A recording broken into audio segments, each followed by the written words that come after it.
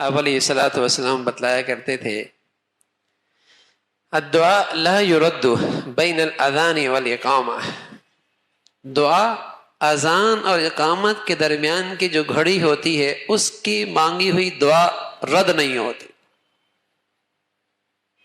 الدعاء لا يرد بین الاذان والاقامہ، دعا جو ہے یہ مستقل عبادت ہے، کسی عبادت کا حصہ نہیں کہ نماز پڑھی ہی تو دعا کرنی ہے، تلاوت کی ہی تو دعا کرنی ہے، کوئی اور عمل کیا ہے تو دعا کرنی ہے، نا۔ دعا مستقل بہت بڑھیا عبادت ہے۔ الدعاء مخ العبادہ، عبادت کا خلاصہ ہے۔ مسجد میں آئے، اذان ہو گئی، اقامت کے انتظار ہے، بیٹھ گئے، اللہ سے دعا کرنے لگے۔ اللہ کے حبیب صلی اللہ علیہ وسلم نے فرمایا اس گھڑی کی دعا رد نہیں ہوتی۔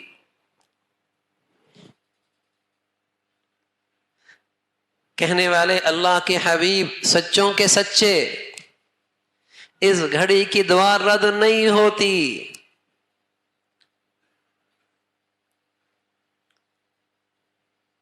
بس اوقات وسوسہ ہوتا ہے کہ مجھے تو اپنی مطلوب چیز ملی نہیں جو میں نے مانگی ہے۔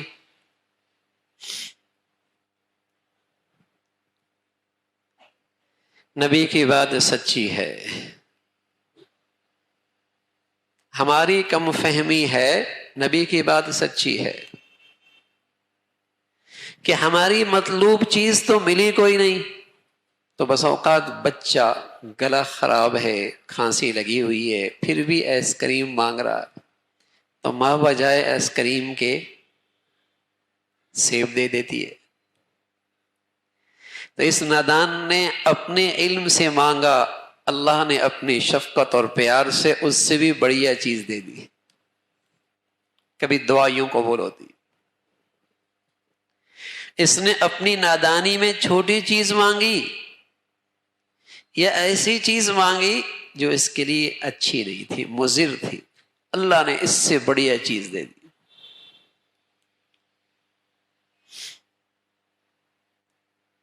اور بس اوقات بچی ہے، اسے تحفے میں ایک ہیرا سا مل گیا،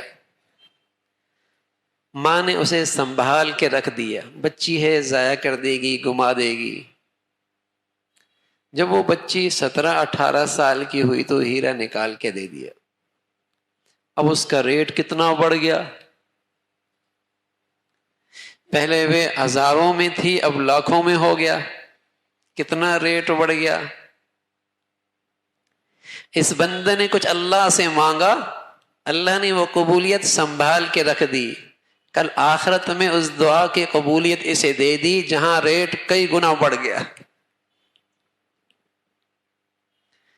اور جب اپنی دعا کا یہ بڑھا ہوا ریٹ دیکھے گا تو رسول اللہ صلی اللہ علیہ وسلم نے بتلایا کہ یہ شخص تمنا کرے گا کہ دنیا میں میری مطلوب چیز ایک بھی نہ ملی ہوتی، سب کا ریٹ اور یہاں ملتا،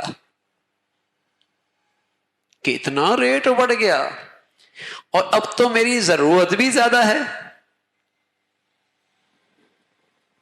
ضرورت بھی زیادہ ہے، ریٹ بھی بڑھ گیا۔ الدعاء لا يرد بین الاذان والاقامہ، نبی کا کہا سچا ہے، دعا رد نہیں ہوتی۔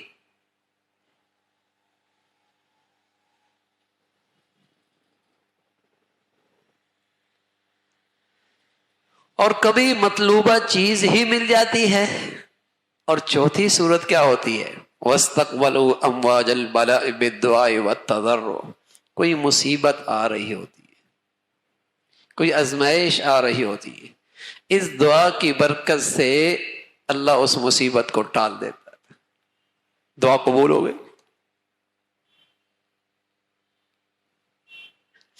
ہاں، اللہ کے حبیب صلی اللہ علیہ وسلم نے بتلایا اس شخص کی دعا نہیں قبول ہوتی جو یہ کہنے لگ جائے کہ میری دعا تو قبول ہوتی کوئی نہیں۔ اس نے اپنے لیے دعا کی قبولیت کے دروازے خود بند کر دیے۔ یا بے یقینی میں اور غفلت میں اللہ کے سامنے فریاد کرتا ہے۔ کوئی شخص بات آپ سے کر رہا ہو، چہرے کا رخ کہیں اور ہو، کتنا برا لگے گا؟ بات آپ سے کر رہا ہے، چہرے کا رخ کہیں اور ہے، کتنا برا لگے گا؟ بات اللہ سے کر رہا ہے، دل کا رخ کہیں اور ہے، کیا ظلم کر رہا ہے یہ، کیا ظلم کر رہا ہے یہ۔ ہاں فرمایا غافل دل کی فریاد کوئی نہیں قبول ہونی۔